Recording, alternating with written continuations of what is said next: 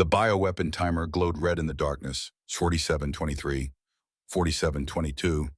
Marcus Webb's hands trembled over the alien device, blood dripping from a gash above his left eye. The maintenance bay's emergency lights cast shadows across complex circuitry he'd spent 72 hours learning to understand, and now had 47 minutes to disarm. Queen Seraphine knelt beside him, her luminescent skin pulsing silver in the dim light. Her voice carried that strange melodic quality all Lumini possessed, but underneath ran something new: concern. "Human Marcus, your hands tremble. Is this fear?" Marcus wiped sweat from his forehead with his forearm, careful not to disturb the wire he'd just exposed. At 68, his hands had earned the right to shake. Kuwait in 91 had given them permission. But right now, with 2,400 lives counting down, he needed them steady. "No, Your Majesty. This is rage." Her head tilted, studying him with those enormous silver eyes that saw more than visible light. "Rage that I'm 68 and my hands still remember war." Kuwait memories flickered at the edge of his mind. A kid's face, too much blood, 10 seconds that defined 28 years. Marcus blinked them back. "Not now. I lost a kid once because I froze. Never again." Seraphine's fingers hovered near his shoulder but didn't touch. The Lumine didn't do casual contact. Her next words came softer. "Fear makes you careful. Rage makes you dangerous. I have observed this pattern in your species. You have learned to weaponize both." Marcus managed a grim smile as he isolated another wire. "That's one way to put it, ma'am." The screen above them flickered, rewind sequence authorized. The maintenance bay dissolved into white light, and Marcus felt the familiar lurch of temporal playback. These aliens and their technology 72 hours ago, he'd been invisible. Just another old maintenance engineer the younger crew talked over during briefings. 72 hours earlier, the atmospheric vent in Section 7 had been acting up again. Marcus had his toolkit spread across the floor, methodical and alone the way he preferred. The morning shift had blown past him without acknowledgement. At his age, he'd become part of the infrastructure, noticed only when something broke. The door opened without warning. No hiss of announcement, no escort formation. Just Queen Seraphine of the Lumini Empire walking into a maintenance corridor like she belonged there, which technically she did, given the Joint Alliance facility existed on her government's funding. Marcus looked up from his wrench, then immediately backed down. Protocol said you didn't stare at royalty. His late ex-wife had drilled that into him during the diplomatic training sessions she'd made him attend. That was before Thomas, before the divorce, before Marcus had learned that some things broke too completely to fix. The Queen didn't leave. Marcus felt her presence like static electricity, his skin prickling with awareness. When he finally glanced up again, those silver eyes were locked on him with the intensity of a targeting system. 3 minutes of silence followed. Marcus returned to the vent, hyper-aware of every movement, every breath. The Lumini were known for their analytical nature, their cold logic, their complete absence of emotion after the Great Purge 2 centuries back. Being studied by one felt like being dissected while still conscious. Finally, she spoke. "Human engineer, does my form confuse you?" Marcus nearly dropped his wrench. "Your Majesty, your species stares at Lumini reproductive anatomy with peculiar intensity." Her tone carried genuine curiosity, no accusation. "I have measured this response in 17 human personnel. You displayed initial observation 0.03 seconds, then immediate aversion. Heart rate elevated 32%. Skin temperature increased 1.4 degrees Celsius. Explain these responses." Heat flooded Marcus's face. He was too old for this kind of embarrassment, but apparently age didn't grant immunity. His throat worked twice before words emerged. "It's respect, Your Majesty. Humans don't stare. Cultural thing." She moved closer, 3 steps precise and soundless. "But I detected observation. Brief, controlled. You looked, then averted. Well, because you're beautiful." The words escaped before Marcus could stop them. "And I'm old enough to know looking too long is disrespectful." Seraphine's head tilted the other direction, processing. Her silver veins, visible beneath translucent skin, pulsed brighter. "I am not offended. I am intrigued." That made one of them. Marcus focused very hard on the vent mechanism in his hands. "My species removed emotions 200 years ago. Genetic modification. Societal mandate. We are efficient now, logical." Her voice dropped lower. but I have genetic defect. I feel you are first human to admit attraction without shame. This makes you valuable specimen. Marcus did laugh, then a short bark that echoed in the corridor. Specimen, ma'am, I'm 68. Last thing I am is specimen. Incorrect. You are exactly what I study. Her certainty was absolute. How do humans feel so much yet remain functional? You experience fear, desire, and grief emotions that should paralyze decision-making. Yet you adapt. You survive. You even thrive. I have reviewed your file. Combat Medic Operation Desert Storm. 47 casualties saved in single engagement. How? The question landed like a punch. Marcus hadn't thought about Kuwait, really thought about it in months. He'd gotten good at not thinking about it. Training, he said. Muscle memory. You do the job because others need you to. No. Her contradiction was gentle but firm. You did job because you cared. Emotional investment. My people would have calculated probability of success, determined risk, unacceptable, withdrawn. You stayed. Why the alarm that saved Marcus from answering shrieked through the facility. Red lights strobed. The wall panel lit up with emergency codes Marcus had memorized but hoped never to see. Mining Colony Alpha, hostile contact, all person. Priority 1.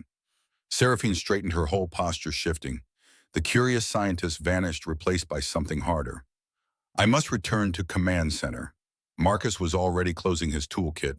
I'll escort you, Your Majesty. You are maintenance engineer. This is not your function. With respect, ma'am, I'm also reserve certified for emergency response. Air Force 85 to 95. I know the way to command faster than your usual escort. She studied him for one long moment, then nodded. Lead. They moved through corridors filling with scrambling personnel. Marcus navigated by memory, taking maintenance access ways the regular staff forgot existed. Behind him, Seraphine kept pace silently, her footfalls somehow lighter than his, despite similar height. The command center was controlled chaos when they arrived. Commander Williams stood at the tactical display, jaw tight. The hologram showed Mining Colony Alpha 40 kilometers northeast, built into the canyon system, where Lumini extracted rare minerals for their atmospheric processors. Hostile contact confirmed, Williams was saying. Void Reavers, at least 20 signatures. They're hitting the medical facility. Seraphine moved to the command rail. Casualties unknown. Communications intermittent. Williams noticed Marcus frown. Webb, your maintenance. Why are you... I requested his presence. Seraphine interrupted. Her tone brooked no argument. Continue report. Ma'am, we're scrambling extraction teams, but ETA is 18 minutes. Reavers could be gone by then with whatever they came for. Medical supplies, Marcus said. Everyone turned. Those Reavers operate on border territories outside Alliance jurisdiction. Medical tech is worth more than minerals out there. That's what they're after. Williams's frown deepened. How do you know about Void Reaver operations used to brief on enemy tactics? Long time ago. Marcus met his gaze steadily. But tactics don't change much. Just the faces wearing them. Seraphine's voice cut through.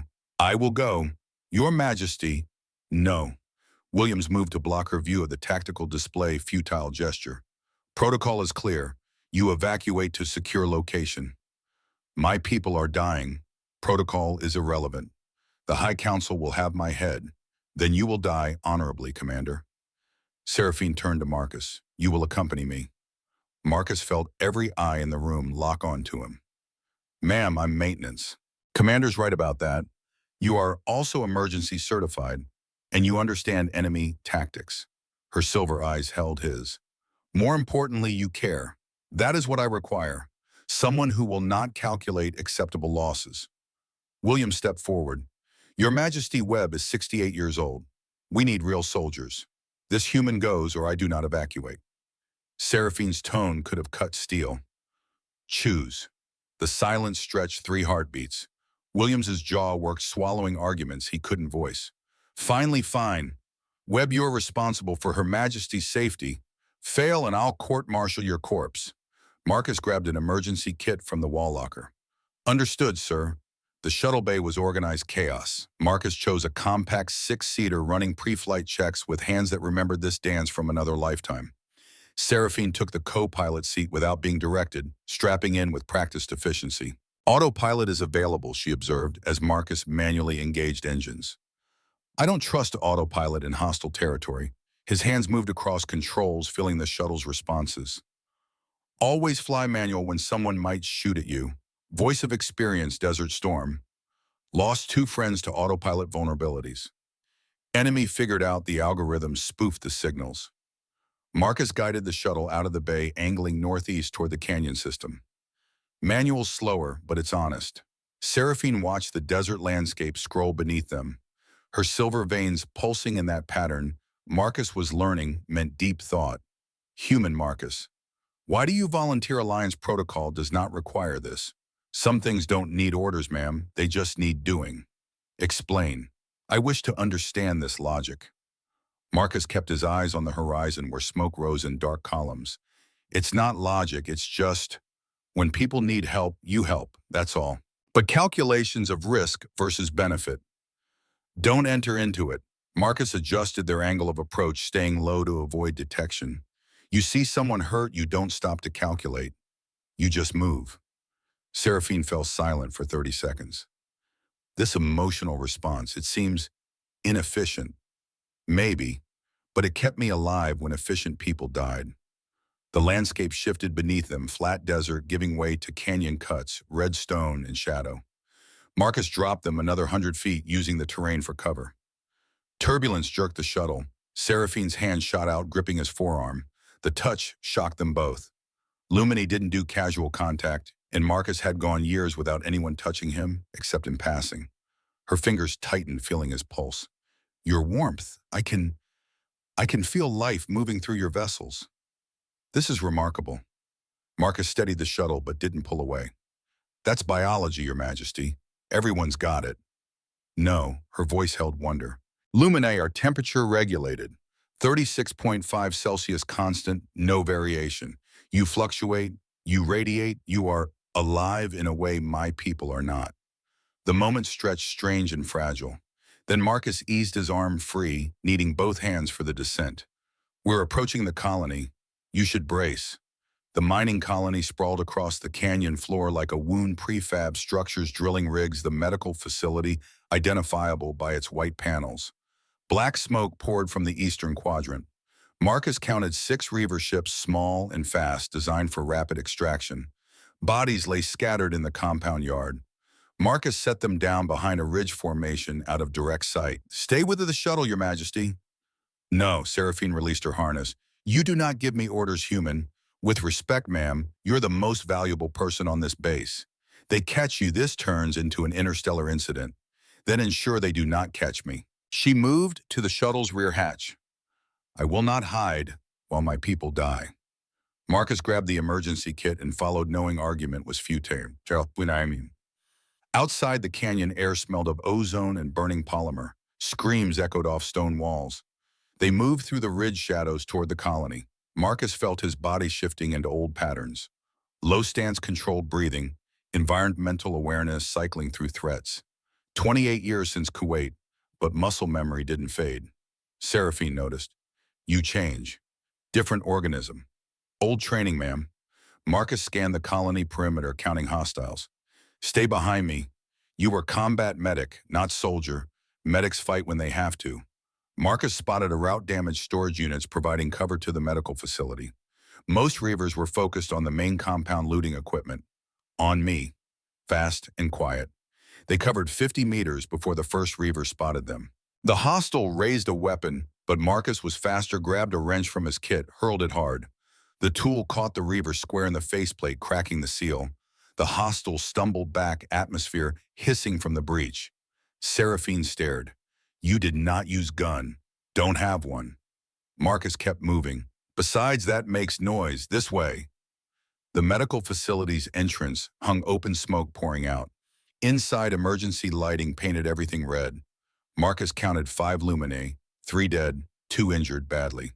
The wounded were young, maybe equivalent to human 20s, gasping in the smoke. Marcus dropped to his knees beside the nearest one, a female with a plasma burn across her chest. The emergency kit opened under his hands, muscle memory, selecting supplies. Seraphine knelt opposite him. What do you need? Pressure. Here and here. Marcus positioned her hands. Don't let up no matter what she does. The Luminae gasped, silver blood seeping between Seraphine's fingers. Marcus worked with speed born of necessity, coagulant, foam dermal patches, his hands steady despite the smoke. Behind them, more screams echoed from the compound. The second injured was worse abdomen wound, multiple organs visible. Marcus moved to him, hands already reaching for the kit. This one first, Seraphine asked. The female is more stable. Triage. He's worse, so he gets attention first. Marcus's hands moved automatically, blocking pain, blocking memory, blocking everything except the work. You save the ones you can, starting with the ones closest to the edge. But what if? Don't think, just work. Marcus started compressions, trying to adapt human CPR to Luminae physiology. Don't you dare quit on me, kid. The Luminae's eyes found his terrified and pleading. Marcus searched frantically for the heart, for the right pressure point, for anything that would stop the bleeding. Where's the heart? Where's the heart? Seraphine reached over, guided his hands 4 inches left. Here. But human, his wounds are too severe. Marcus compressed harder, feeling ribs crack under the pressure. No, we don't decide that, we just work. But even as he said it, he felt the truth. The Luminae's breathing stuttered, slowed, stopped. The silver eyes went distant. Marcus kept compressing. Come on. Come on. Seraphine's hand covered his. Human Marcus. He is gone. The smoke stung Marcus's eyes. At least he told himself it was the smoke. Behind them, the female Luminae coughed alive, stabilizing. You saved one, Seraphine said quietly. That is not failure. But Marcus was staring at the dead Luminae, seeing faces that haunted the space between waking and sleep. Not again. Not goddamn again. Movement in the doorway. 3 Reavers' weapons raised. Marcus's body moved before his mind caught up. Grabbed a metal tray, hurled it. The tray caught the first Reaver's weapon, deflecting the shot into the ceiling. Structural supports groaned. Seraphine rose, her hands glowing with energy Marcus had only seen in briefings. A shield materialized, translucent and shimmering. The next shot splashed against it, energy dissipating harmlessly. Marcus ran at the off-balance Reavers, got inside their weapon range. Decades of experience told him to be smart when you couldn't be strong. Grabbed the nearest one's arm, twisted hard, used the Reaver's own momentum to slam him into his companion. The third Reaver adjusted aim toward Marcus. Seraphine's shield expanded, intercepting. Then she thrust both hands forward, and a wave of concussive force sent all 3 Reavers sprawling backwards into the compound yard. We must leave, she said. More will come. The female Luminae we saved Marcus started. I will carry her. Seraphine lifted the injured woman with surprising strength. You clear the path. They made it back to the ridge as more Reavers swarmed the medical facility. The shuttle was untouched. Reavers had been too focused on looting to search for it. Marcus got them airborne in 30 seconds, pushing the engines harder than recommended. As they cleared the canyon, Seraphine accessed the shuttle's long-range scanner.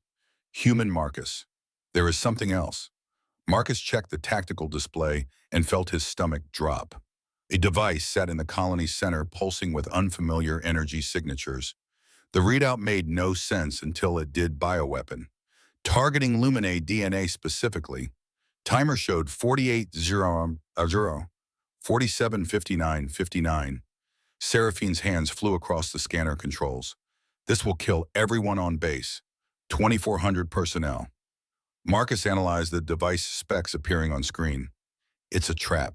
They knew you'd send help. This whole attack was set up. The scanner revealed more details. Device has human DNA lock. Only human genetic material can interface with disarm protocols. Marcus met her eyes. They knew humans would respond. This isn't about minerals or medical supplies. This is about proving something. Seraphine's voice remained steady, but her silver veins pulsed faster. Can you disarm it? Marcus looked at his hands, still trembling slightly from the adrenaline, from the memory of the dead Luminae. I don't know.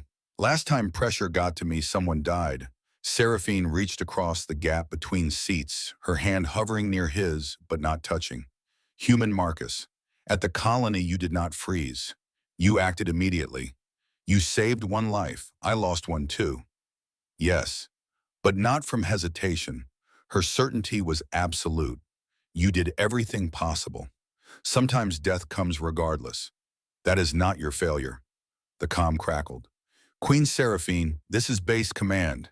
Return immediately. All Luminae are evacuating. Commander Williams's face appeared on the display tight with stress. Your Majesty, we have 47 hours. That device is beyond our capabilities. The human can disarm it after we evacuate. And if he fails, Seraphine asked, 2,400 die. We're evacuating all Luminae. Humans can remain if they choose. You mean abandon them to possible death because your calculations prioritize Luminae lives. Seraphine's voice could have cut diamond. This is the efficiency of emotionless logic. Your Majesty, this is direct order from the High Council. I do not acknowledge this order. Seraphine cut the transmission. Marcus stared at her. Ma'am, they'll court-martial you for that. Probably worse. She met his gaze, silver eyes blazing with something that looked remarkably like defiance. You asked why I study emotions. This is why. 2 days ago, I would have calculated evacuation as logical. Now I understand leaving others to she is not efficiency. It is cowardice. They're your people giving the orders, and you are my friend. Her voice dropped. I understand this term now. Friends do not abandon each other. You told me this. I choose to believe you. Marcus's throat tightened.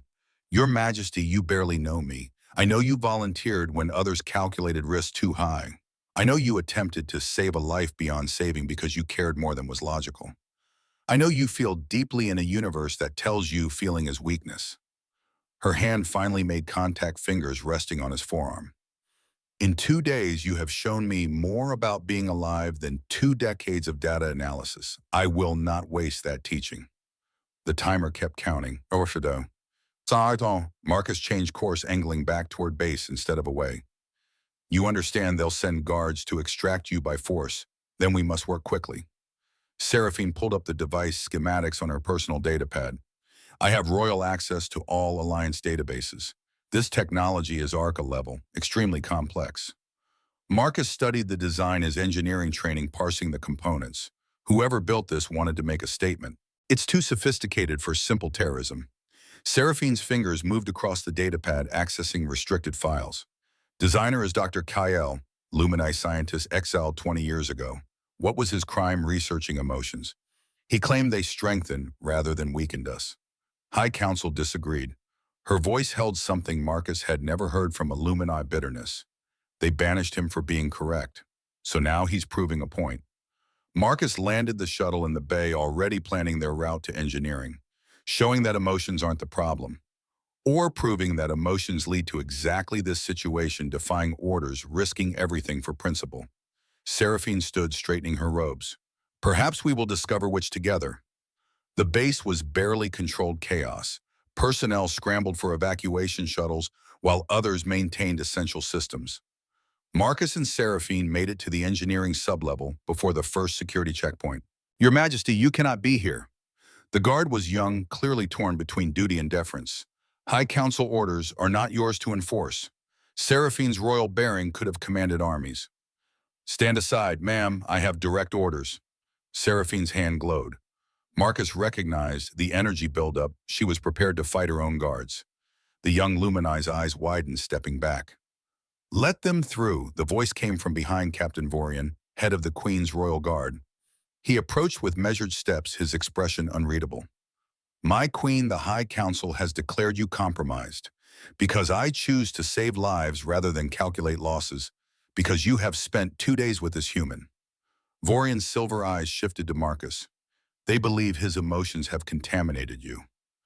Good. Seraphine moved past him. Then contamination has improved my judgment. Vorian caught her arm, the contact shocking, given Luminae norms. My Queen, they will execute you for treason. Please, think logically. I am thinking clearly for the first time in my life. She pulled free. If you wish to stop me, you must kill me. Can you calculate that as acceptable loss? The silence stretched. Vorian's hand hovered near his weapon, then dropped. His shoulders sagged in a way Marcus recognized the moment a soldier stopped following orders and started following conscience. I cannot. Vorian stepped aside, then spoke to the other guards. Let them pass. My brother served your father, my Queen. He died believing in mercy. I will not repeat his mistake, the mistake of silence. You'll be punished for this, Marcus said as they entered the sublevel. Vorian's response followed them down the corridor. Some things are worth punishment. Your species understands this. Perhaps we should learn. The engineering bay was empty, evacuated already. Marcus accessed the main terminal, pulling up schematics of the bioweapon. Seraphine stood beside him, her presence somehow steadying. "We have 46 hours," she said. "Closer to 45 now." Marcus's hands moved across the controls. This device is designed to require two people luminae for the biological interface, human for the genetic lock. Then we are precisely what it needs. Or precisely what it's designed to kill. Marcus met her eyes. Kale might have built this to show you have to work together. Or he built it to kill anyone who tries. Either way, we try. Her certainty never wavered. "You taught me some things don't need calculation. They just need doing." Marcus felt something shift in his chest, some weight he'd carried for 28 years loosening just slightly. "Yeah, that's exactly right." His hands were still shaking. But Seraphine placed hers over them, her alien warmth somehow familiar. "Human Marcus, you saved one life today. Now we will save 2,400. The timer glowed on the screen. 47, 12, 45, 47, 11. And for the first time since Kuwait, Marcus thought maybe, just maybe he could. The sub-level corridors stretched ahead like arteries through stone, tight, dimly lit, smelling of recycled air and old machinery. 45 hours on the timer meant nothing if they couldn't reach the bioweapons core chamber 200 meters below ground. Seraphine moved beside him, her luminescent skin providing the only light beyond emergency strips. The Royal Guard had sealed the upper levels, trapping them in the engineering maze. Marcus heard boots echoing above search teams, hunting their queen. "Your people are persistent," he said, checking the corridor junction ahead. "They are loyal." Seraphine's voice carried no judgment. "They believe they protect me. They do not understand protection sometimes means allowing choice." Marcus pulled up the facility map on his datapad. The weapons sat in the original mining excavation chamber, surrounded by automated defenses Dr. Cahill had installed. Getting there meant navigating ventilation shafts too narrow for security teams, but barely wide enough for humans and Lumini. "We can fit," Marcus said, eyeing the shaft entrance. "But it'll be tight. I am not concerned with comfort." Seraphine approached the vent. "I am concerned with time." The shaft swallowed them into darkness. Marcus let his shoulders scraping against metal walls, datapad screen, providing minimal illumination. Behind him, Seraphine's breathing stayed controlled, her movements fluid despite the confined space. "Human Marcus, when you speak of your past, your vital signs alter dramatically. Heart rate increases 40%. Skin temperature drops. These are fear responses." "Probably." Marcus pulled himself forward, another meter muscles protesting. "Not much scares me anymore except failing again. You saved 47 soldiers that night. This is documented success." After I hesitated, Marcus's words came harder in the tight space. "The reports called it combat conditions, an acceptable loss. They didn't mention the seconds I couldn't move." Seraphine was silent for 5 full seconds. "Then you moved after. This is what matters. Tell that to the families." Marcus had written letters he could barely force himself to send. No words could explain that people died while he fought through paralysis. The shaft opened into a vertical drop maintenance ladder descending into black. Marcus tested the first rung, found it solid despite rust. 300 feet down, his datapad estimated. He started climbing each rung, another chance to fall. Halfway down, Seraphine spoke again. "My father died when I was 8 years old. High Council executed him for showing mercy to enemy prisoners during the war." Marcus nearly missed the next rung. "Jesus, I'm sorry. Do not be." His last words to me were, "Feel everything, my daughter. It is the only way to be alive." Her voice stayed steady, but her silver veins pulsed brighter in the darkness. "I have spent 20 years hiding that I could feel, pretending to be what they demanded. You are first person I have told truth." "Why me?" Marcus reached the bottom, helping Seraphine down the last few rungs. "Because you understand price of feeling." She met his eyes. "You carry your past with you every day. This is not weakness. This is remembering that lives matter."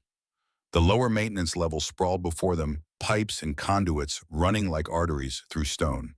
The weapon chamber was close now, maybe 50 meters. Marcus felt it before seeing it, a vibration in the air pressure against his eardrums. Seraphine stopped, her hand raised. "Automated defenses ahead. Hanfun, I detect laser grid's motion sensors, likely explosive failsafes. Marcus studied the corridor after seeing it with the engineer's eyes and soldier's instinct. Kale didn't want this easy. He wanted to test whether we'd work together under pressure. Then we should not disappoint him. Seraphine's hands began to glow. I can see ultraviolet spectrum. The laser grid will be visible to me, but not to me. Marcus pulled a small mirror from his toolkit. Old trick angle it right. Lasers reflect visible light. We use your eyes and my hands. They moved into the defended corridor like dancers learning a new routine, Seraphine calling angles, Marcus threading through impossible gaps. His body protested every contortion, joints crackling, muscles burning. But the work focused him, pushed memory back, kept his hands from shaking. Left 30 degrees. Seraphine's voice stayed calm. There is gap exactly 42 centimeters wide. Marcus angled sideways, feeling laser heat on his cheek. Got it. Keep calling. Descend 15 centimeters. Forward 20. Now right. The dance continued, each movement precise, each gap barely sufficient. Marcus felt sweat soaking through his uniform, his breathing harsh in the tight space. Beside him, Seraphine moved with alien grace, her body somehow more fluid than human physiology allowed. They were 3 meters from the chamber entrance when Marcus's knee gave out, old injury from a training accident in '89, flaring hot. He stumbled, arms swinging into a laser path. Seraphine's shield materialized instantly, her hands shooting out to catch his weight. The laser splashed against translucent energy dissipating. She held him steady, her alien strength surprising, their bodies pressed together in the narrow corridor. Your warmth, she whispered. Every time we touch, I feel your pulse. Life moving through you. How do humans survive feeling so much? We don't always. Marcus steadied himself, legs screaming. Sometimes feeling kills us. We just try to die for something worth it. Her silver eyes held his inches apart. Is this worth dying for 2,400 strangers? Not strangers. Marcus found his footing, stepped back. People. That's enough. They cleared the last defense and entered the weapon chamber. The space opened like a cathedral, 50 feet high, walls of excavated stone, and in the center, Dr. Kyle's creation. The bioweapon hung suspended in a force field pulsing with sickly green light. Organic components merged with technology Marcus barely recognized. The timer floated above it in holographic crimson to 15. 33. Seraphine approached the console beside the weapon, her fingers flying across alien interfaces. Human Marcus, this is more complex than specifications indicated. There are multiple layers of security, each requiring different authorization. Marcus studied the weapon itself, noting the 2 interface ports, one clearly biological for Lumine physiology, one with human genetic markers. Show me the security protocols. The hologram expanded, revealing 7 nested systems. Each layer required specific conditions, biometrics, passcodes, and something else Marcus couldn't identify. That symbol, he pointed to recurring glyphs. That's not Lumini standard script. It is ancient text, pre-purge. Seraphine traced the symbols with one finger. These are emotional states: fear, joy, grief, hope. The weapon requires us to feel specific emotions in sequence. That's insane. Marcus leaned closer. How do you measure emotions? The interface will measure our neurological patterns. If we feel the required emotion genuinely, it will accept the response. Her voice held grim understanding. Dr. Kale designed this to prove emotions are not weakness. We must feel to survive. The console beeped. Seraphine's expression shifted, something Marcus had learned to recognize as concern.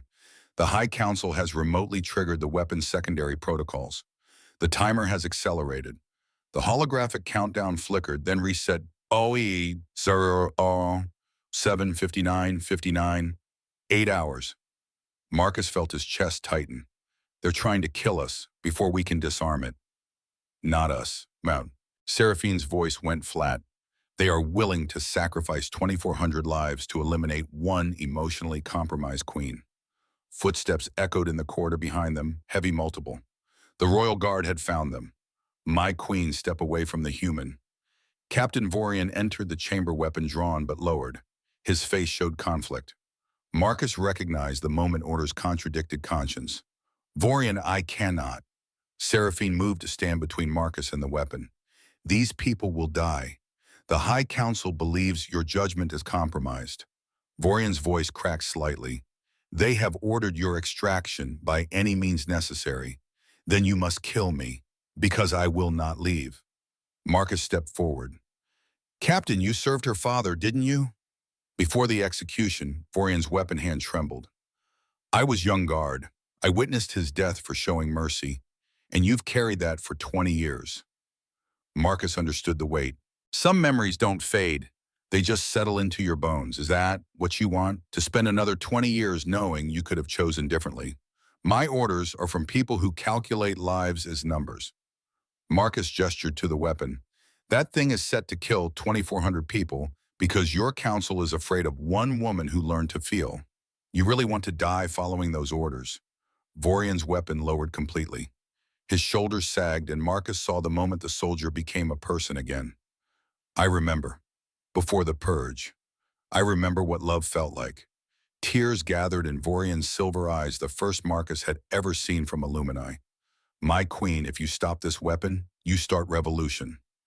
Then let it start. Seraphine's voice rang clear. My father died showing mercy. Let me live showing courage. Vorian holstered his weapon. I will hold them, he turned to Marcus. Humans save my people. Make this choice mean something. The captain left, sealing the chamber door behind him. Seconds later, plasma fire echoed outside Vorian, fighting his own unit. We must hurry. Seraphine accessed the weapon's first security layer. The emotional sequence begins with fear. We must both feel genuine fear simultaneously. Marcus looked at the timer, 07:43:12, and felt fear coiling in his gut without effort. Not hard right now, but Seraphine hesitated. I have hidden fear my entire life. Showing fear meant weakness, and weakness meant death. I do not know if I can access it genuinely. Then think about what scares you most. Marcus moved to the interface ports. For me, it's watching people die because I wasn't good enough. What's yours? Seraphine's hands hovered over her port. That I will fail because I chose to feel. That the council will prove correct after all. That's the fear talking. Marcus prepared to interface. Channel it. Use it. They connected simultaneously, and the weapon's neural interface seized them both. Marcus felt the system probing his mind, searching for authentic fear. He didn't have to search far. The weight of every mistake, every life lost, every moment of inadequacy rose like a tide. Beside him, Seraphine gasped. Her fear poured into the shared connection. Fear of proving her people right, fear of disappointing her father's memory, fear that feeling would destroy rather than save. The weapon hummed, analyzing. The hologram flickered. Fear pattern recognized. Layer 1 accepted. They disconnected, both breathing hard. Marcus's hands shook worse than before. Seraphine's silver veins pulsed erratically. 6 more emotions, she said. Timer shows 7 hours, 12 minutes. Outside, the plasma fire had stopped. Either Vorian won or he died buying them time. Neither spoke the obvious. Next layer requires joy. Seraphine studied the interface. We must feel genuine joy while weapon analyzes us. Marcus almost laughed. We're trying to stop a bioweapon with hours to live, and we need to feel happy. Not happy. Joy. Deeper. More fundamental. She tilted her head. What brings you joy? Human Marcus. Used to be my son. Marcus's throat tightened. Thomas. Haven't spoken to him in 15 years. He blamed me for choosing the dead over the living. And now I'm doing exactly what he accused me of. Marcus looked at the weapon, the timer, the sealed chamber door. Choosing strangers over going home. But is this what you want to do? Marcus considered the question honestly. Yeah, it is. Then perhaps that is your joy. Seraphine's voice softened. Choosing purpose over safety. My joy is similar, finally using emotions I hid for 20 years. Finally being authentic. They connected again, searching for joy in impossible circumstances. Marcus thought about the colony, the Lumini woman they'd saved the moment Seraphine had said, friends don't abandon each other. Small joys maybe, but real. Seraphine's joy came through the connection, the pure relief of being herself after 2 decades of performance. The liberation of feeling without hiding. The strange warmth of friendship with a human who asked nothing except honesty. Layer 2 accepted. They progressed through grief, next easy for Marcus, who carried decades of it. Seraphine relived her father's execution the moment childhood ended and hiding began. The weapon accepted their pain without judgment. Anger came after, and Marcus channeled every ounce of rage at systems that calculated lives as acceptable losses at councils that murdered, to preserve power at his own younger self, who'd frozen when action was needed. Love proved harder. Marcus's love had died in divorce papers and his son's rejection. But Seraphine found it love for her people, despite their fear, love for her father's memory, and something newer, something she couldn't name but felt toward the human who'd volunteered to die beside her. Hope nearly broke them. How do you hope when a timer counts down your death? But Marcus thought about Thomas's message, the one that had arrived days ago. Dad, I saw the broadcast. I want to talk. And Seraphine thought about Lumini across 12 worlds, starting to question, starting to feel, starting to choose. Layer 6 accepted. 1 remains. The timer showed Yo42316. They'd been connected for nearly 3 hours, their minds tangled through the interface barriers dissolving between human and Lumine consciousness. Final emotion is synthesis. Seraphine read the ancient text. We must feel all previous emotions simultaneously, integrated. This is what pre-purge Lumine called wholeness. Marcus didn't understand until he did, not feeling one emotion at a time, but being a person who contained all of them. Fear and joy, grief and hope, anger and love mixed together in the messy complexity of actual living. He thought about failure and success, about his broken marriage and his son's message, about being alone and choosing to be here anyway, not despite the contradictions, but because of them. Seraphine thought about her father's execution and his final words, about 20 years of hiding and 2 days of honesty, about starting revolution while trying to save lives, about everything that made her simultaneously terrified and exhilarated. Their emotional states synchronized all contradictions present at once. The weapon recognized something Marcus didn't have words for: the pattern of being fully alive. Emotional synchronization file, 56%, 8%. They were going to make it. Marcus felt certainty building the weapon, accepting their authenticity. Then the hologram changed.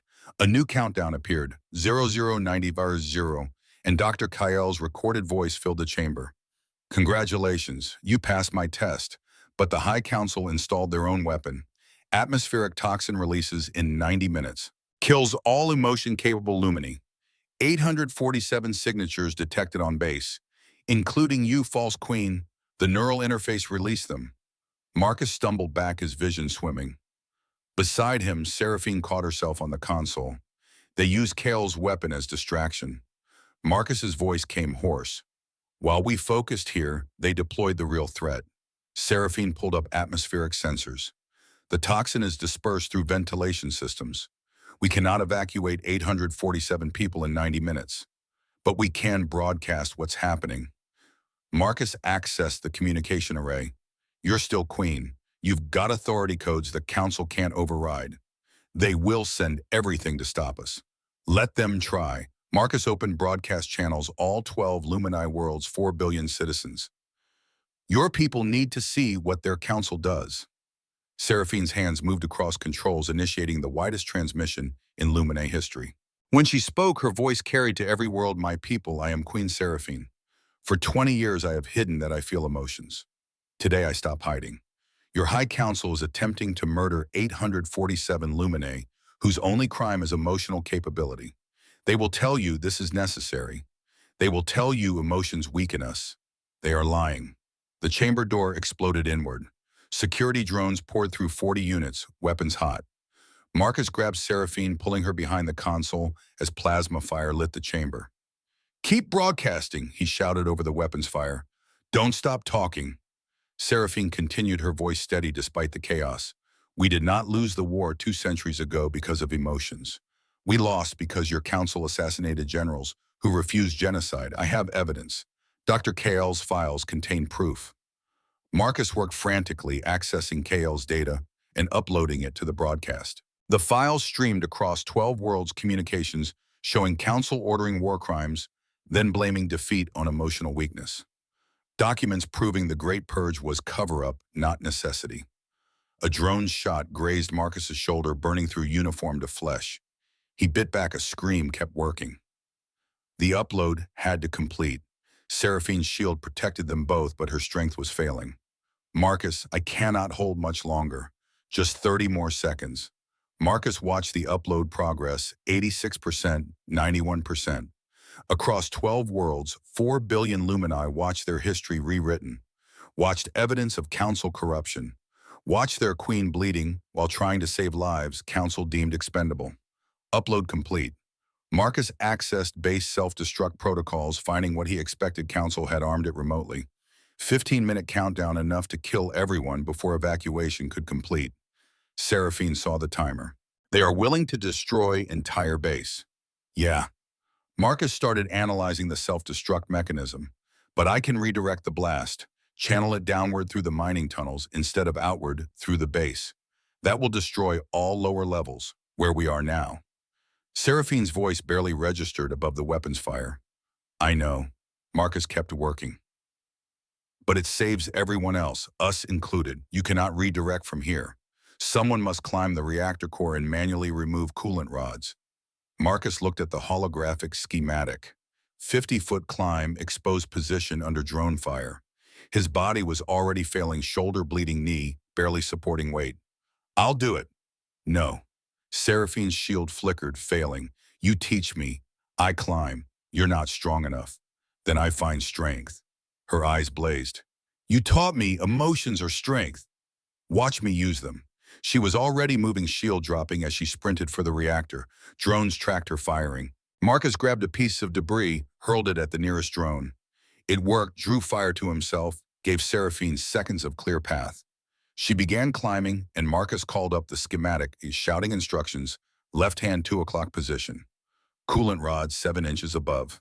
Plasma fire burned the air around him. Marcus dodged behind the console, returning fire with a drone he'd disabled and reprogrammed. His shoulder screamed blood, soaking his sleeve. Above, Seraphine climbed. Her hands found holds. Marcus called out, her body stretching beyond what seemed possible. She reached the first coolant rod at 30 feet up. Twist counterclockwise 90 degrees, then pull straight down. The rod resisted, corroded by years of use. Seraphine strained, her whole body shaking with effort. Below, Marcus held off drones with one working arm, his vision tunneling from blood loss. The rod broke free. 1 down, 4 to go. Timer showed Euro 847. The toxin would release in 43 minutes. The reactor would explode in 7. Keep going, Marcus shouted. Second rod, your right side. Seraphine climbed higher. Her hands were bleeding now, Lumini skin not designed for this punishment. But she moved with determination Marcus recognized from every soldier who'd ever refused to quit. A drone flanked Marcus's position. He turned too slow, saw the shot coming, knew he couldn't dodge. The plasma bolt caught him in the ribs. Marcus went down hard, the world spinning. His data pad skittered across the floor. Above, Seraphine screamed his name. I'm okay, he lied. Tasting blood. Keep climbing. I'll talk you through it. But his vision was blurring. The console behind him sparked from drone fire. He had maybe 2 minutes before blood loss took him under. Third rod, Marcus called up, forcing his voice steady. Straight ahead. Same procedure. Seraphine's hands found the rod. She pulled, screaming with effort, and it came free. 2 more to go. Timer at 0522. Below, Marcus felt consciousness slipping. Faces appeared in his vision, the kid from the colony, Thomas at 15, Seraphine asking if her form confused him. Some things are worth dying for, Marcus whispered to nobody. Not duty, not honor, just standing next to someone who taught you to live. Fourth rod, he called up. Last full sentence he'd manage. Left side, 40 centimeters up. Seraphine was crying now, tears streaming as she climbed and pulled. The rod came free. 1 more. Hold on, Marcus. Her voice echoed pleas from his past. Just hold on. But darkness was closing in. Marcus's lips moved, giving directions he could barely form. Final rod. Straight, ahead. Seraphine reached it as Marcus's eyes closed. She pulled with everything she had, and all her fear, all her rage, and all her hope channeled into muscle and bone. The rod wouldn't move. Choose to be strong enough. Marcus's earlier words echoed in her memory. Just choose. Seraphine screamed, pulling with strength she didn't know she possessed. The rod broke free. The reactor's magnetic containment shifted. Marcus had seconds of consciousness left. He triggered the redirect channeling the building explosion downward into evacuated tunnels. The chamber filled with light and sound. Through the chaos, Seraphine dropped from the reactor, caught Marcus before he hit ground. Her arms wrapped around him, her warmth pressing against his fading cold. "We did it," she whispered. "Marcus, we did it." But he couldn't answer. The explosion roared through lower levels, shaking the base, but contained. 2,400 people safe. 847 emotion-capable Luminae saved by the broadcast that had stopped toxin deployment. And Marcus Webb, combat medic and maintenance engineer, bleeding out in an alien queen's arms, finally at peace with the choices that defined him. Marcus woke to white ceiling tiles and the steady beep of medical equipment. His ribs felt like someone had rebuilt them from scrap metal, and his shoulder throbbed under layers of dermal patches. But he was breathing. That counted as victory. Captain Vorian stood guard by the door, his uniform scorched and torn. The Luminai captain's silver eyes met Marcus's with something that looked like respect. "You succeeded, weapon disarmed, toxin deployment stopped, 2,400 saved." Marcus tried to sit up, immediately regretted it. "Where's Sarah? Where's the queen alive?" Vorian's expression shifted, but changed. The neural interface damaged her emotion, suppression implant permanently. "She cannot stop feeling now, everything at once. That's not damage." Marcus forced himself upright despite the pain. "That's being human." "Perhaps, but for Luminae, it is overwhelming." Vorian moved to help him stand. "She has been in observation for 6 hours. Medical staff does not know how to treat emotional overload. Take me to her. You are barely conscious. Take me to her anyway." The observation room was small and sterile. Seraphine sat in the corner, knees drawn up, her whole body trembling. Silver tears streaked her face. Marcus had never seen a Luminai cry before meeting her, and now she couldn't stop. The monitors showed her neural patterns spiking erratically, every emotion firing simultaneously without regulation. She looked up when Marcus entered. Her eyes held fear and relief and joy and grief all at once, unfiltered and raw. "Make it stop," her voice broke. "Too much, pain and happiness and terror. All together, I cannot organize them." Marcus crossed the room, his body protesting every step. He sat beside her, close but not touching.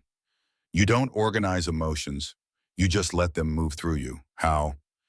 "In my people, we suppressed everything. Now there is no suppression. Only chaos. Not chaos. Life." Marcus kept his voice low, steady. "When I came back from Kuwait, I felt like this. Everything at once. Couldn't separate grief from rage from guilt. Thought I was losing my mind." "How did you survive?" "Didn't for a while." Marcus remembered those first years, the drinking, the fights, the divorce. "But eventually I learned emotions are like water. You can't hold them. You have to let them flow." Seraphine's hands gripped her knees tighter. "I feel your pain in my shoulder. I feel Vorian's sacrifice. I feel my father's execution and his love and everything everyone around me feels. How does one person contain this, one moment at a time?" Marcus slowly extended his hand, palm up. "Right now, just focus on one thing. The rest can wait." She stared at his hand for 5 full seconds. Then her fingers touched his, and Marcus felt her trembling ease slightly. The monitor showed her neural patterns stabilizing just marginally. "Breathe," he said. "Name what you feel. Just one thing. Fear." Her voice was small. "I am afraid this will never stop. That I will always be this broken." "You're not broken, you're just feeling for the first time without walls. It gets easier." "Does it eventually?" Marcus squeezed her hand gently. "And you're not alone. That helps more than anything." They sat in silence for long minutes, just breathing together. Outside, Marcus heard raised voices, orders being shouted, systems being secured. The base had survived, but barely. Finally, Seraphine spoke again. "The High Council has arrived. They wish to arrest me. Charge is genetic contamination and treason." "Let them Trinho." Marcus started to stand, his ribs screaming protest. "No."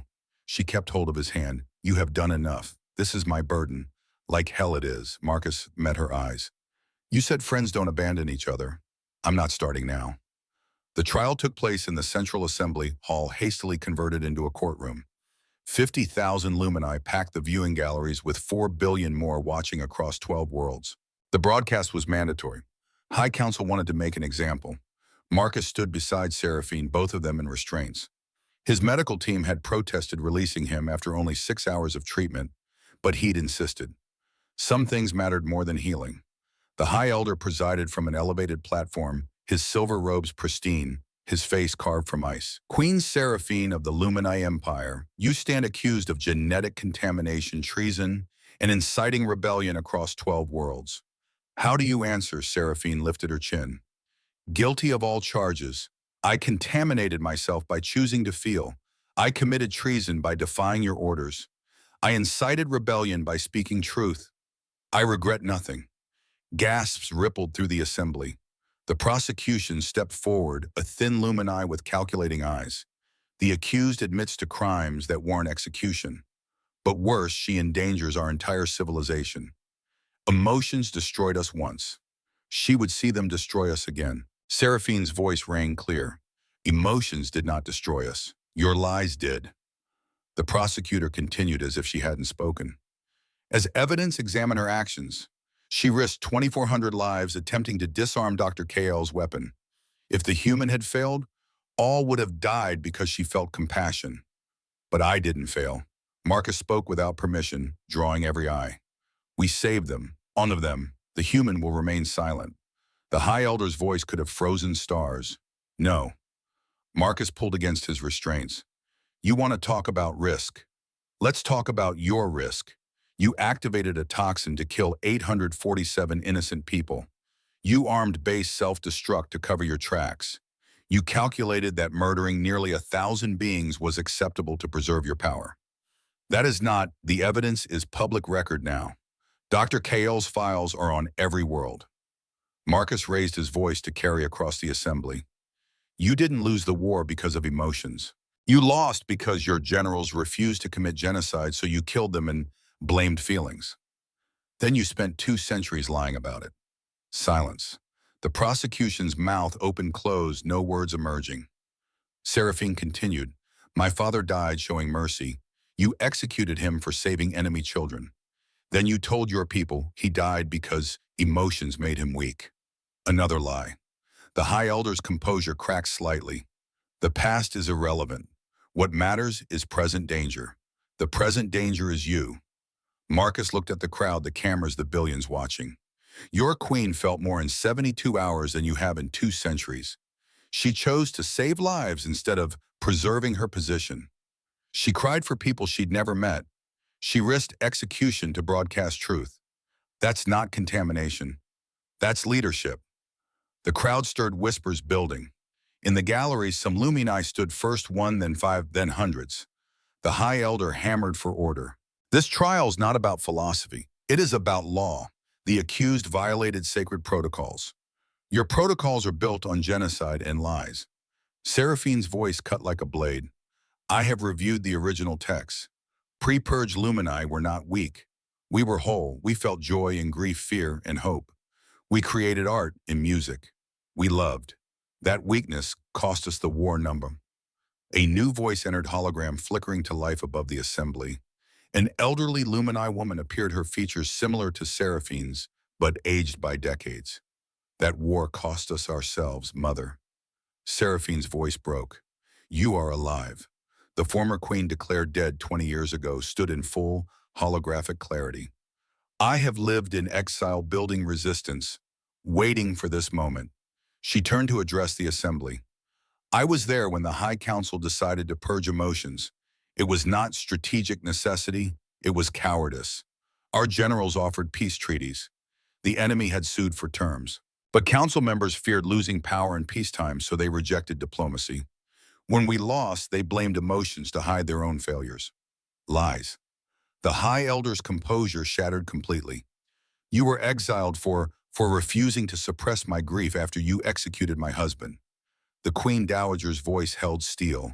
For 20 years I have gathered evidence. Communications you thought destroyed. Testimony from surviving generals. Financial records showing how you profited from continued conflict. Holographic documents materialize floating above the assembly. Proof of council corruption, treaties, rejected for personal gain resources, diverted dissidents eliminated. 2 centuries of lies laid bare. The crowd erupted. Some Lumani wept openly, emotion suppression failing under the weight of revelation. Others stood in silence, processing truths that rewrote their understanding of history. The High Council is dissolved. The Queen Dowager's words carried absolute authority. By emergency provision, Alpha 7. I reclaim throne temporarily. My daughter will be restored as rightful queen. The High Council members present are under arrest for crimes against the Lumini people. Guards move to comply, not the royal guard, but military units loyal to the throne. The High Elder tried to flee, was caught within 3 steps. His pristine robes meant nothing against the truth. Seraphine stood frozen, tears streaming. Mother, I thought I know, child. The hologram flickered closer. I am sorry, but I needed you to walk this path without my shadow. You have done what I could not force our people to see. The assembly hall descended into controlled chaos. Rest celebrations, arguments. Marcus felt his strength failing, the adrenaline that had sustained him burning out. His vision tunneled, legs giving way. Seraphine caught him before he fell. Human Marcus. Stay conscious, please. Did we win? His words slurred. Yes. Her tears fell on his face. Yes, we won. Now rest. Darkness took him again, but this time it felt like sleep instead of death. 3 months passed before Marcus fully healed. The Alliance Summit took place in the rebuilt Assembly Hall, now decorated with pre-purged Lumini art, vibrant colors, and flowing forms that celebrated emotion instead of suppressing it. Representatives from 50 species attended. Marcus sat in the human delegation section, uncomfortable in formal uniform. He'd been awarded the Citizen of Alliance Medal, highest honor available. The ceremony had involved speeches he'd barely heard, too focused on not collapsing on stage. Seraphine presided from the royal platform, transformed in 3 months. She'd learned to regulate her emotions to feel fully without being overwhelmed. But more than that, she'd become something her people had lacked for 2 centuries, a leader who cared openly and used that caring as strength. She spoke to the assembly, her voice carrying without amplification. For 200 years, my people believed emotions were weakness. We were wrong. Emotions are data.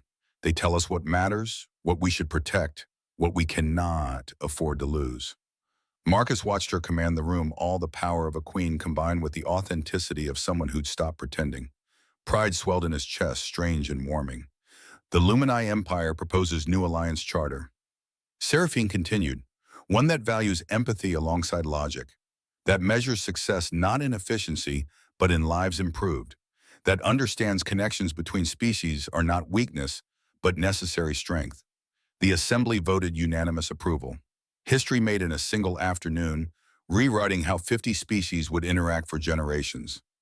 Durkael has been pardoned and returns from exile tomorrow, Seraphine announced. He will help establish emotion education centers across all 12 worlds. His weapon was not terrorism, it was teaching. He will be honored, not punished. Representatives from all worlds reported similar numbers, thousands of Lumini discovering they could feel that the suppression had never been complete. The 847 on base became symbols, not outcasts. Within months, emotion-capable Lumini numbered in millions. Afterward, Marcus found her in the royal quarters staring at Earth through the observation window. She didn't turn when he entered. You are leaving tomorrow. Not a question, yeah. Marcus stood beside her looking at the blue marble of home. My son wants to talk. That's more than I hoped for. I am happy for you. Her voice held genuine joy, though sadness threaded through it. Thomas has waited 15 years. You should go to him, I know. But Marcus's throat tightened. Leaving's harder than I expected. Seraphine finally turned to face him. I have been studying human relationship terminology. There is one I do not understand fully. Which one, love? You said it during the weapon disarm. Explain. Marcus took the slow breath. Love is caring about someone's happiness more than your own. Wanting them safe even if it costs you everything. Choosing to stay when leaving would be easier. Then I love you, Marcus Webb. Her certainty was absolute. I do not want you to leave, but I want your happiness more. So I will let you go. The words hit harder than plasma fire. Marcus felt tears burning his eyes, too old for shame about crying. I love you too. That's why I have to fix things with Thomas, so I can come back without ghosts between us. How long? As long as it takes. Could be weeks, could be years. Marcus met her silver eyes. But I will come back. Seraphine smiled, true smile, not the mimicry she'd practiced before. I waited 200 years for emotions. I can wait for you. She handed him a small crystal, glowing faintly with her biosignature. So you remember, emotions are not weakness, connection is strength. You taught me this. The shuttle bay was quiet the next morning. Seraphine stood at the departure gate, no guards, no ceremony. Just her and Marcus and the weight of what they'd built together. Safe journey, human Marcus. Take care of yourself, your majesty. She raised one hand in the human wave gesture she'd learned. He returned it, then boarded the shuttle before he could change his mind. Through the window, he watched her until she became a silver dot, then nothing. The crystal in his pocket pulsed warm against his chest. Boston in autumn was exactly as Marcus remembered, leaves turning gold and red air, crisp with coming winter. Thomas's house sat in a quiet suburb, two-story colonial with a tire swing in the yard. Marcus stood on the sidewalk for 5 minutes before finding courage to approach. The door opened before he knocked. Thomas stood there, 43 years old, but looking so much like Marcus at that age it hurt. Gray touched his temples, lines marked his eyes. They'd both gotten older while apart. Hi, Dad. Hi, son. The hug was awkward, arms not quite remembering where to go, bodies stiff with 15 years of silence. But it was something. Inside, Thomas's wife, Sarah, offered coffee. Two kids, Danny 7 and Grace 5, stared at Marcus with the fascination children reserve for exotic creatures. Their grandfather from space was apparently more interesting than any storybook. Over dinner, words came slowly. Marcus told sanitized versions of the past 3 months. Thomas shared updates, promotions at work, the kids' schools, Sarah's sister's wedding. Safe topics, nothing too close to the wound between them. Finally, after the kids went to bed, Thomas spoke truth. I watched the broadcasts, all of them. Marcus stared at his coffee. I'm sorry you had to see that. Don't be. Thomas's voice held something Marcus couldn't identify. I saw you, Dad. Really saw you for the first time since I was a kid. I don't understand. You were brave, bleeding and injured, and you kept going. You saved thousands of people. Thomas leaned forward. When I was 15, I thought you chose dead soldiers over your living family. But watching that broadcast, I finally understood you weren't choosing death. You were choosing to matter. Marcus felt his throat close. Tom, I failed you. Failed your mother. I let the past destroy everything. Yeah, you did. Thomas didn't soften it. But I failed too. I walked away instead of fighting for you. Mom tried to help, and I told her to stop. We all failed. The silence stretched, but it felt different than before. Less angry, more sad, that alien queen, Thomas said. Seraphine, you love her. Marcus nodded. Yeah, I do. She loves you too. I could tell from how she looked at you. Like you were the only real thing in the universe. She taught me something. Marcus met his son's eyes. That running from pain doesn't make you strong. It just makes you empty. I spent 28 years running. I'm done. Thomas smiled, small but genuine. Good, because Grace keeps asking when Grandpa's alien girlfriend is visiting. Apparently she wants to meet a real queen. Marcus laughed, surprised by the sound. That might be a while. Seraphine's got an empire to rebuild. But you're going back to her. Not a question.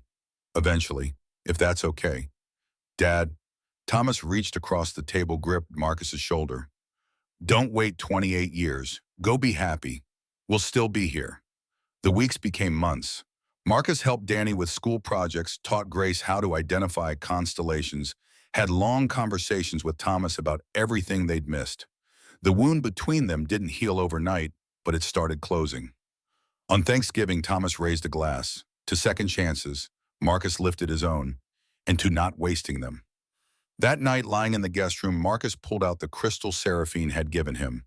It pulsed warm, her biosignature strong despite the distance. He thought about silver eyes and alien grace, about someone who'd learned to feel because he'd shown her it was worth the risk. His datapad chimed message from New Mexico base. Video file attached. Marcus opened it. Seraphine's face filled the screen, and his heart did something complicated. She looked tired but content, silver veins pulsing steadily. Human Marcus. I have been practicing human customs. I believe this is called missing someone. Is that correct? Marcus smiled through sudden tears. Yeah, that's exactly correct. The Lumini Empire is transformed. We have opened emotion education centers on all 12 worlds. Former suppressors are learning to feel again. It is chaos and beautiful. Her expression softened. But I find myself wondering what you would think, if you would be proud of what we are building. I am proud, Marcus said to the screen, knowing she couldn't hear. So damn proud. The video continued. I understand you must heal your family. Take the time you need, but know that when you are ready, her voice dropped lower. When you are ready, there is a place here for you. Not as engineer or medic or citizen, simply as yourself. The person who taught me that feeling, everything is not weakness, but the only way to be truly alive. The video ended. Marcus sat in darkness, crystal warm in his hand, and made his decision. 2 weeks later, he stood at Thomas's door with packed bags. His son hugged him hard. No awkwardness this time. You'll visit, Thomas asked. Try and stop me. Marcus ruffled Danny's hair, kissed Grace's forehead. I'll bring you guys back alien souvenirs. Bring us back, you dad. That's enough. The shuttle landed at White Sands on a clear December afternoon. Marcus disembarked slowly, his healing still incomplete but functional. The landing pad was empty except for one figure. Seraphine stood alone, no guards, no ceremony. Just her in simple robes, silver veins pulsing bright in the sunlight. When she saw him, her whole face transformed, smile genuine and unrestrained.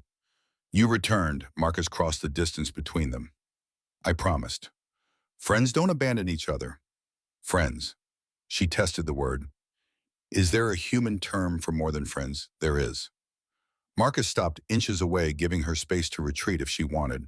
But first, can I teach you something? Always. This is called a hug. He opened his arms, waiting. Seraphine stepped into his embrace, and Marcus felt her whole body relax against him. Her arms wrapped around his back, tentative but sure. Her warmth pressed against his chest, alien and familiar at once. This feeling, her voice muffled against his shoulder. Safe, warm, complete. Human Marcus. What is this home?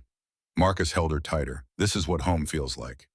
They stood like that until the sun touched the horizon, painting New Mexico gold and crimson. Two beings from different worlds who'd learned that connection transcended biology, that choosing to feel was the bravest act possible, that love messy and complicated and absolutely worth it, made you stronger than any suppression ever could.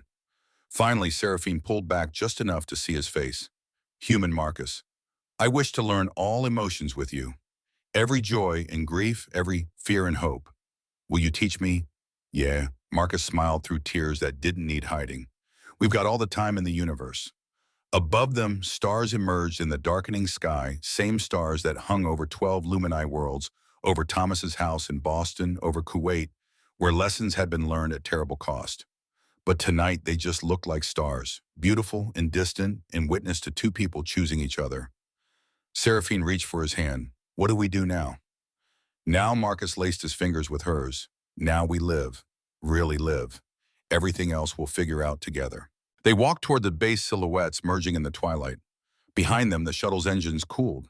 Ahead, lights flickered on in windows where people, human and Lumini, and 50 other species learned to build something better than efficiency. Something that valued connection over calculation, emotion over emptiness, love over fear. And somewhere in the universe, the ghosts of those who taught Marcus through their absence finally rested. Because he'd learned the lesson years too late for some, but just in time for thousands more, you save the ones you can, starting with yourself. The crystal in Marcus's pocket pulsed warm. Seraphine's hand squeezed his. Above, the stars watched, and if they judged, it was with approval. At 68, Marcus Webb had finally come home. Not to a place, but to a person who'd shown him that the bravest thing anyone could do was choose to feel everything. The pain and the joy, the fear and the hope, the endings and the beginnings, and keep choosing every single day to be alive.